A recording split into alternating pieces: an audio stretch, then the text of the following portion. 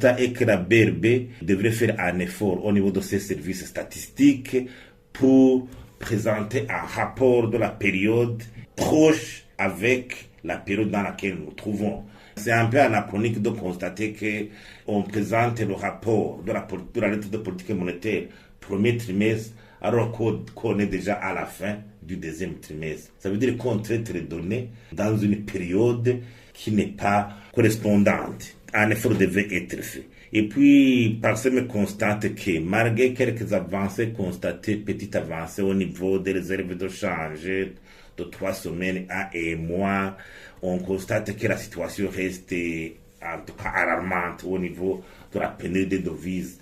Dis-moi si on analyse même la différence entre les devises sur le marché officiel et sur le marché parallèle. Au niveau de l'inflation, la situation continue à être alarmante aussi. L'inflation est toujours galopante. Tous les produits sont frappés par une augmentation des prix, les planches, les matériaux de construction, partout.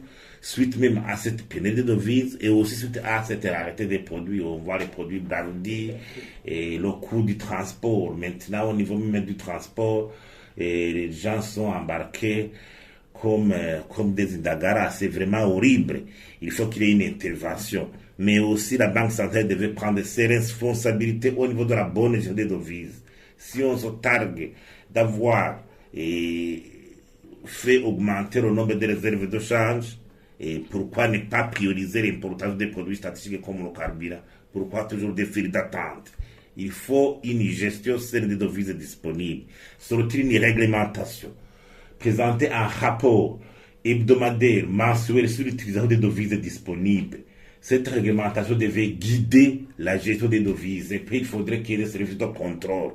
Et il faut que la BNB aussi prenne l'habitude de commander des études pour prouver la mauvaise ou la bonne utilité des devises et mettre des recommandations. Même un audit d'une étude indépendante devait être organisé pour voir comment la Banque centrale travaille dans son indépendance, surtout aujourd'hui qu'elle relève surtout de la présidence de la République. Ça veut dire que dans ce cas, son instrumentalisation politique ne peut pas manquer. Alors, outre cela, Parsem lance un appel surtout au président de la République parce qu'il est au-dessus des institutions de prendre toutes les mesures pour stabiliser la situation et commencer à inverser la tendance. Parce qu'on constate que la situation continue d'aller de mal en pis au lieu d'être stable ou de commencer à reculer. Donc, pour inverser la tendance, le président de la République devait prendre des mesures fortes à la nomination d'un nouveau gouvernement, des hommes compétents, capables de prendre des mesures